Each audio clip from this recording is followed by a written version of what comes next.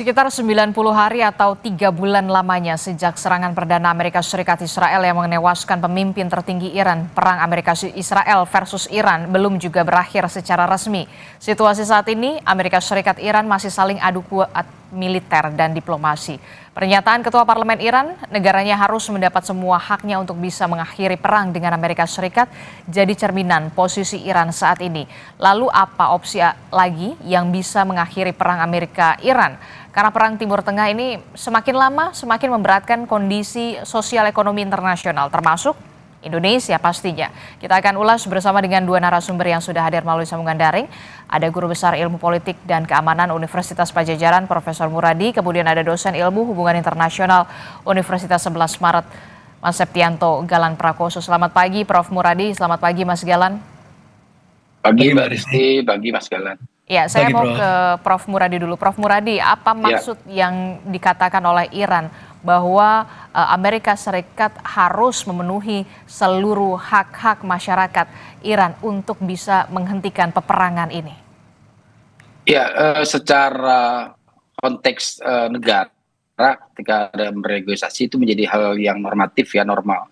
Dan itu call tertinggi saya kira. Tadi ada pencabutan sanksi, pemulihan aset, kemudian keamanan dan kedaulatan terakhir jaminan damai tanpa syarat. Saya kira 4 ini sama dengan karakteristik satu negara untuk ketika mereka menjaga kepentingan nasional mereka. Jadi saya sih melihat bahwa ini sesuatu yang kemudian harus diperjuangkan oleh Iran. Katakanlah misalnya kalau berada di negosiasi mungkin ada proses, misalnya katakanlah lebih ke ada soal misalnya bagaimana mereka menegosiasi soal aset. Kapan cair, kapan apa, atau ada negosiasi di kapan pencairan ya.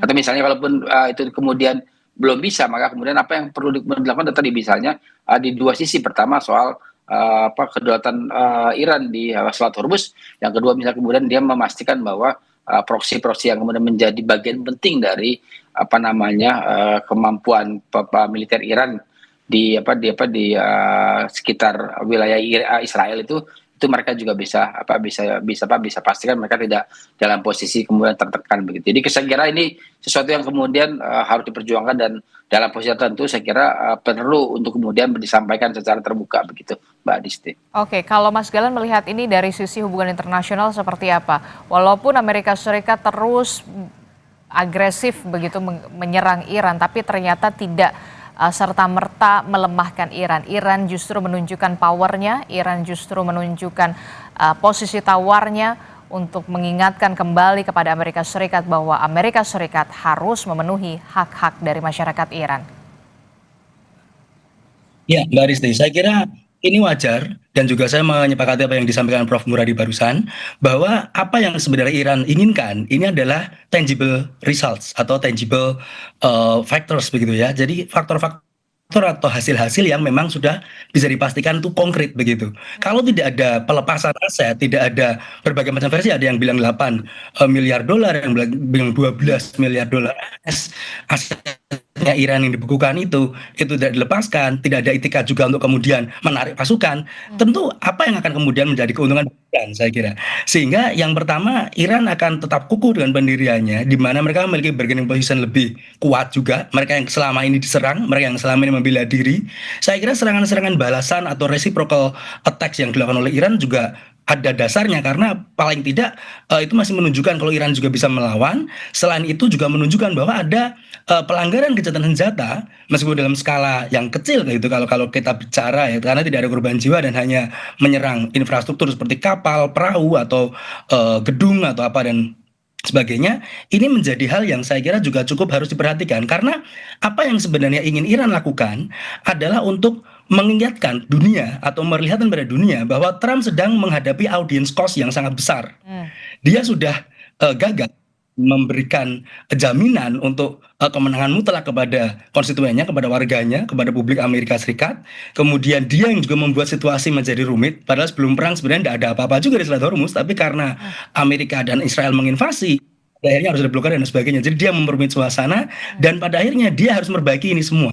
Jadi ini yang sangat memberatkan Trump, dan Iran berusaha menggarisbawahi hal itu. Sebelum tuntutan kami dipenuhi, ya kami tidak akan bergerak. Dan saya kira ini sangat-sangat rasional. Ini merupakan langkah yang memang harus diapresiasi dari juru bicara Parlemen Iran. Oke, kalau kita lihat apa yang dikatakan oleh Iran ini bersikap rasional begitu dan bahkan Prof. Muradi mengatakan ini adalah pernyataan normatif ketika negara terus-terusan diserang oleh negara lain begitu ya. Nah, kalau dari Prof. Muradi sendiri melihat ini bagaimana dua negara ini tetap ngotot, tetap adu kuat militer mereka masing-masing.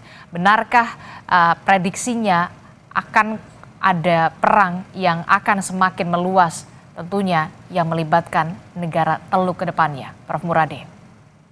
Ya, kalau ngelihat dari pola deploy pasukan, kemudian juga kondisi dalam negeri, yang ketiga kemudian perundingan tetap jalan walaupun alot ya. Kemudian juga ada on off di Selat Hormuz, saya sih nggak meyakini akan ada peperangan yang lebih besar. Nah, kalaupun misalnya peperangan model seperti hari ini ya, saya kira akan tetap berlangsung sampai kemudian pada perundingan tertentu itu ada menyepakati, misalnya katakanlah 4 tuntutan Iran misalnya, katakanlah ya, maka kemudian satu yang kemudian mereka anggap penting misalnya sudah oke, aset kita kita diskusikan 6 bulan berikutnya. Saya kira itu menarik untuk kemudian bisa sama-sama duduk dalam konteks. Karena begini, proses hari ini adalah itu yang rugi bukan dalam konteks tertentu ya. Rugi itu bukan Iran dalam konteks negara, tapi juga kita sebagai warga global ya.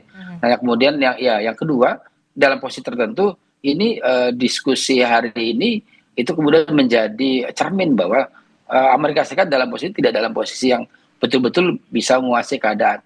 Saya kira sampai tadi Mas Galan penting digarisbawahi bahwa mereka dalam posisi yang harus mulai merapikan kembali ya, sudah tanda kutip ya sudah rusak ya dalam konteks misalnya energi dunia, kemudian juga dalam negeri dan seterusnya. Jadi memang kalaupun misalnya katakanlah disepakati, saya membayangkan 2 minggu yang lalu akan ada melokalisir perang ya hanya di wilayah Israel dan Timur Tengah, tapi kemudian ternyata ada membangun daya tawar sendiri kelompok pelobi Israel dan Yahudi untuk kemudian bisa memastikan bahwa mereka itu berperan. Tapi saya sih melihat bahwa kalau ini kemudian 4 ini ada di diskusi lebih lanjut, saya kira kita akan mengalami satu posisi yang lebih maju sedikit ya. Katakanlah misalnya hari ini yang disampaikan gini, kita harus membedakan, nanti Mas Glam bisa menyampaikan detail ya, membedakan antara apa yang disampaikan secara diplomatik keluar dengan apa yang kemudian disampaikan diplomatik dalam. Nah, dua ini yang saya kira penting untuk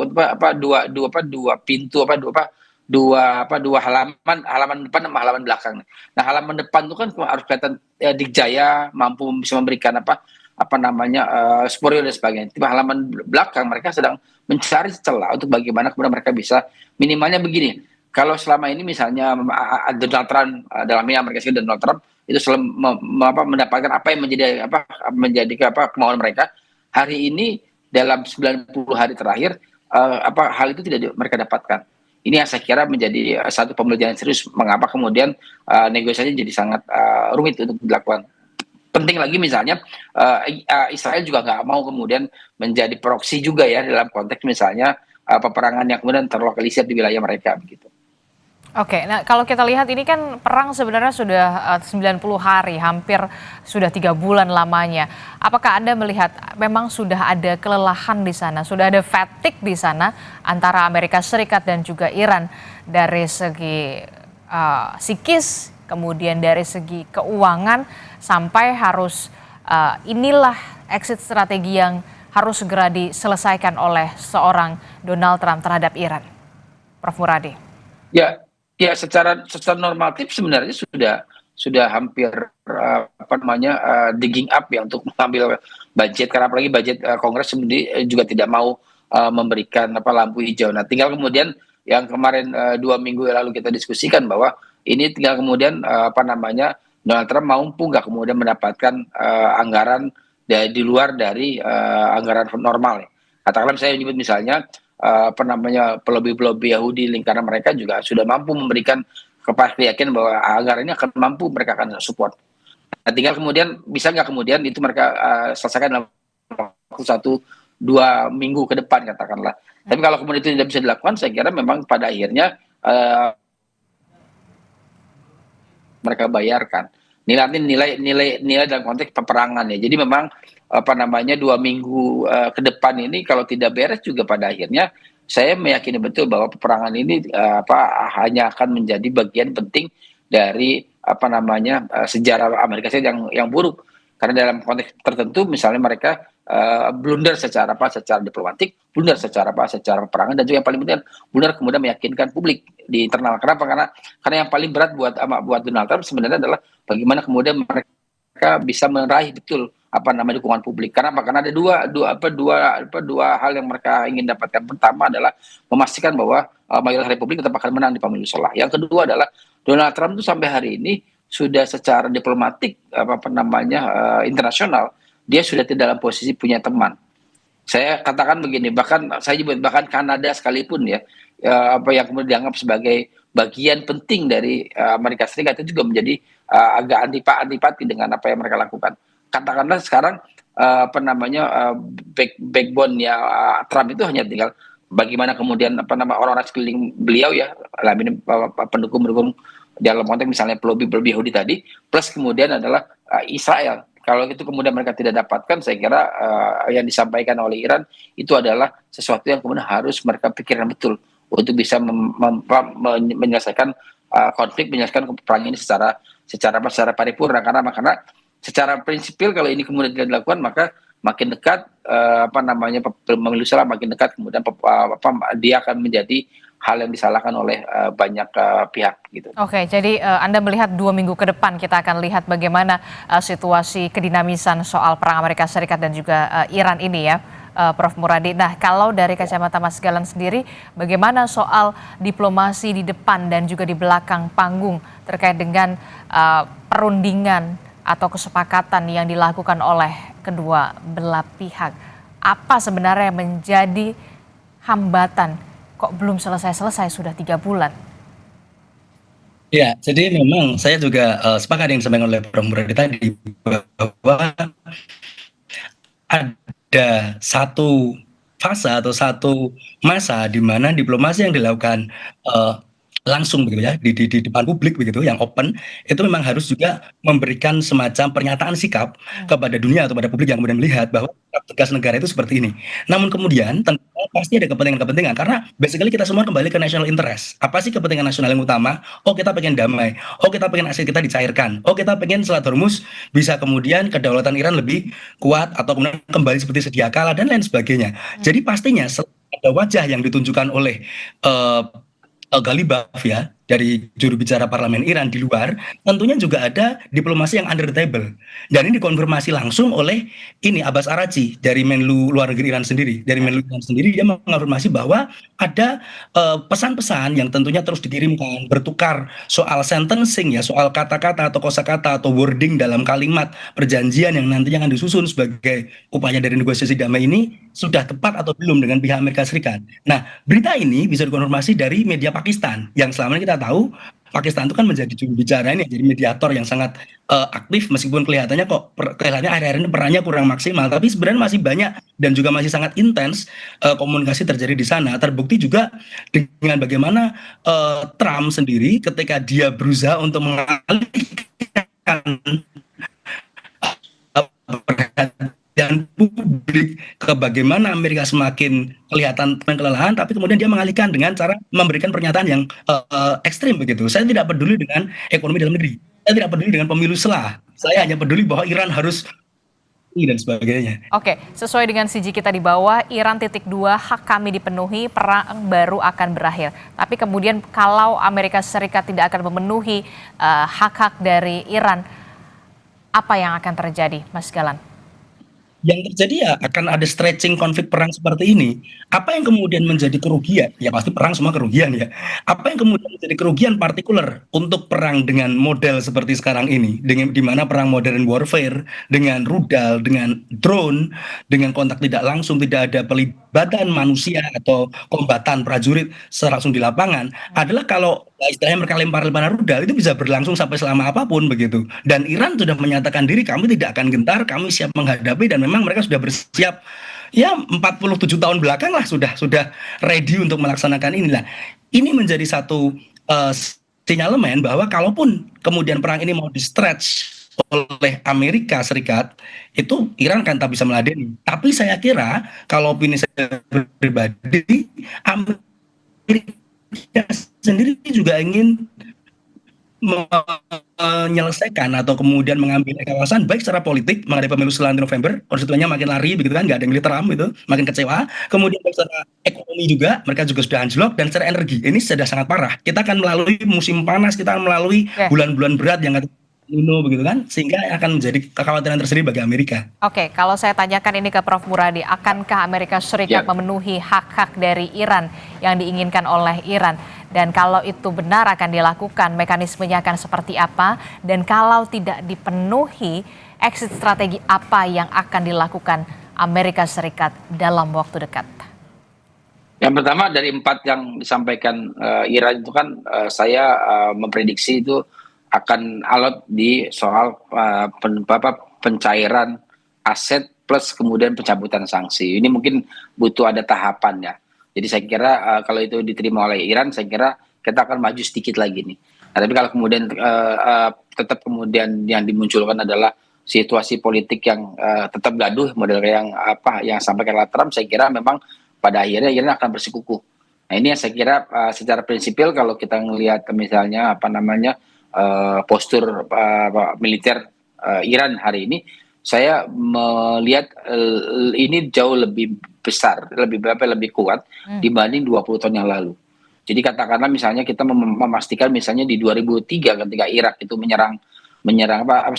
Irak diserang atau diinvasi oleh Amerika Serikat, mereka belajar betul bahwa suatu waktu Iran akan diserang. Nah ini saya kira perlu dilihat oleh kita. Jadi katakanlah misalnya apa exit way-nya ya, saya kira memang kuncinya tetap ada di Amerika Serikat. Apakah mereka mau kemudian menerima itu, menerima 4 tuntutan? Saya kira 4 tuntutan ini normatif sekali, tidak sesuatu yang bukan yang kemudian berlebihan. Ini haknya mereka kok. Pemulihan aset, kemudian pencabutan saksi, jaminan keamanan, kemudian memastikan ada keamanan. Saya kira itu hal yang normatif banget. Kalau itu bisa dipenuhi saja, kalau misalnya mereka mau pengen bernegosiasi secara bertahap ya sudah untuk pengembalian aset berdiskusi lebih lanjut misalnya katakanlah dalam 3-4 bulan ke depan misalnya. Kalau itu dilakukan saya kira Iran juga akan kemudian mengendurkan 4 tuntutan itu. Tapi kalau tidak, saya sih membayangkan bahwa ini menjadi salah satu yang saya kira kita tidak bisa prediksi dalam waktu ke depan. Kenapa? Karena akhirnya prosesnya peperangannya bukan peperangan darat yang dalam konteks konvensional ya. Peperangan yang kemudian saling lempar yang kemudian pada akhirnya di masa akan datang itu akan menjadi bom waktu. Nah, bom waktu itu bukan cuma untuk Iran dan Amerika Serikat tapi juga oleh dunia. Karena beberapa kasus yang kemudian beberapa kemudian yang kemudian menjadi poin penting kenapa kemudian semua menunggu karena ini menjadi objek vital dari perlintasan gitu Mbak Edisti. Oke, nah kalau saya melihat perlukah kemudian negara-negara lain bisa menjamin begitu, termasuk juga soal mediator, walaupun kita tahu saat ini posisi Pakistan sudah jelas, tapi tampaknya Pakistan perlu bantuan lain dari negara-negara, setidaknya Tiongkok ataupun Rusia. Walaupun kita lihat mungkin ini ada diplomasi under table yang disebutkan oleh Mas Galan. Perlukah Tiongkok dan juga Rusia turut campur tangan untuk bisa mengakhiri ini semua? Dari sikap Trump ketika ketemu sama Xi Jinping ya, saya menangkap mohon maaf sekali orang ini nggak pengen dibantu. Ya, dia pengen dia upper other than others, kemudian dengan rasa pengen di atas, kemudian ingin kemudian seolah China itu kemudian melakukan apa yang dia mau. Saya kira banyak negara akan menolak. Katakan begini, kalau misalnya hubungan Trump baik dengan teman-teman di NATO ya, katakanlah, atau misalnya aliansi mereka, saya kira negara-negara itu yang kemudian cukup bisa membantu. Katakan saya nyebut misalnya Jepang. Jepang itu jauh bisa diterima oleh Iran ketimbang misalnya katakanlah ya negara yang kemudian dekat dengan mereka. Atau misalnya Inggris, Prancis juga secara prinsipil juga mau terbuka. Tapi kan masalahnya mereka ini udah merasa kemudian tidak ingin kemudian mereka menjadi tanda kutip kaki tangan dari kepentingan Trump. Kepentingan Trump bukan kepentingan Amerika Serikat pada konteks. Itu yang pada akhirnya mereka merasa nanti deh biarkan mereka selesaikan dulu sampai nanti mereka deal segala macam baru mereka akan masuk. Makanya banyak kapal perang masuk ke sana itu bukan untuk kemudian ikut dalam konteks peperangan ya. Tapi mereka harus membersihkan jalur laut yang mana akan menjadi bagian penting dari alur normatif energi dunia begitu. Yang saya kira kenapa kemudian hari ini kita tidak dalam posisi yang betul-betul bisa memprediksi. Katakanlah saya dalam 2 minggu ini misalnya ada pengenduran, ada negosiasi dan sebagainya, kita bisa mendapatkan sedikit saja maju supaya kemudian kita bisa melihat bahwa Selat Hormuz sekarang katanya Mbak di Selat Hormuz dalam 1-2 hari ini ke depan kan sudah mulai ada yang keluar masuk bisa ya, sudah mulai sudah melintasi. Artinya memang pelan-pelan itu akan ada pola karsa. Tapi tadi jangan sampai itu diklaim sebagai bagian dari pelepasan sanksi atau blokade dari Amerika Serikat. Ini dua negara yang memblokade sebenarnya. Ya, artinya memang harus kemudian jangan diklaim satu negara. Artinya memang ya penting buat kita bahwa konteks hari ini adalah kedua-duanya agak lebih mengendurkan klaim-klaim yang sifatnya kemudian memperkeruh suasana. Karena dua-dua ini kan rumit ya. Menlunya kemudian sangat konservatif, menteri perangnya juga tentara yang kemudian juga secara prinsipil tidak mendapatkan highlight yang jauh lebih strategik ya. Trumpnya sendiri kemudian punya orang di sekelilingnya kemudian cenderung kemudian mendorong bahwa peperangan ini akan berlanjut terus tanpa menghitung jangka panjang begitu Mbak Disti. Oke, terakhir Mas Galan, kalau tadi disebutkan oleh Prof Muradi, kalau kita lihat sebenarnya Amerika Serikat dan juga Iran ini sudah sama-sama mengendurkan begitu, melemahkan dalam hal di Hormuz begitu ya, walaupun memang jangan sampai ada klaim-klaim sepihak dari Amerika Serikat ataupun Iran, tapi dari sisi internasional, dari sisi hubungan internasional, nextnya opsi apa yang bisa ditempuh untuk bisa mengakhiri perang ini secara cepat? Iya, kalau secara cepatnya sebagaimana itu mungkin relatif sih Mbak Adisi. Tapi yang bisa ditempuh salah satunya adalah dengan meyakinkan negara-negara yang menjadi belligerent satu pihak yang berperang saat ini, yaitu Amerika Serikat, Israel dan juga Iran, untuk bisa kemudian duduk bersama dan betul-betul bertikad baik. Siapa yang bisa mempressure ini? Salah satunya negara-negara Teluk tentunya, negara-negara Teluk dan juga negara Timur Tengah pada umumnya yang memang terdampak langsung. Namun ini akan sangat susah juga karena ketika 2 minggu yang lalu ada telekonferensi berbicara dengan Arab Saudi, dengan Turki, dengan Qatar, dengan sambil lalu mungkin dia ngomong berbicara seperti ini. Jadi mungkin kita bisa menambahkan bahwa semua negara Timur Tengah harus menekan Israel dan menormalisasi hubungan dengan Israel. Tentunya ini adalah syarat yang sangat susah. Sehingga apa yang mungkin menjadi satu exit strategi atau kemudian resolusi dari hal ini adalah bisa kemudian saya izin mengutip apa yang disampaikan Prof. Hikmahanto Yohana beberapa hari lalu juga di channel berita, bahwa bisa kita mengangkat ini ke majelis umum PBB, jangan ke Dewan Keamanan. Karena kalau ke Dewan Keamanan pasti diveto sama Amerika kan, tentunya. Tapi kalau di majelis ada peluang untuk kemudian ini suara dunia. Ini suara negara-negara yang memang berdaulat dan sekiranya tidak berlebihan juga kalau kita bahwa implikasi dari konflik ini sudah sangat-sangat sistemik begitu, sehingga juga dibutuhkan respon yang berbeda dari sistem dari internasional itu sendiri. Itu salah satu alternatifnya, sehingga ada pressure yang lebih kuat dan kemudian tidak bisa diveto. Tapi tentunya jalan ke sana akan sangat berliku. Jadi saya tadi sampaikan juga kita tidak tahu parameter cepat itu seperti apa. Yang jelas yang paling real saat ini adalah mungkin stretching 6 bulan dari tenggat waktu sekarang untuk membicarakan isu-isu yang lebih rumit itu akan lebih baik. Jadi gencatan senjata, kemudian pembukaan Selat Hormuz, tapi masalah isu nuklir Iran, kemudian juga terkait bagaimana nanti aset Iran itu dilepas dan sebagainya, itu membutuhkan waktu untuk supaya lebih matang seperti itu. Oke, nanti kita akan lihat bagaimana ke depannya, benarkah akan ada stretching di sana, termasuk juga soal ada gencatan senjata dan juga pembukaan dari Selat Hormuz secara perlahan untuk bisa nantinya secara perlahan juga akan ada kesepakatan yang bisa mencapai titik temu antara Amerika Serikat dan juga Iran. Terima kasih dosen ilmu hubungan internasional dari Universitas 11 Maret, Septianto Galan Prakoso, dan juga ada Guru Besar Ilmu Politik dan Keamanan dari Universitas Padjadjaran, Profesor Muradi. Terima kasih Bapak-Bapak. Assalamualaikum, selamat pagi.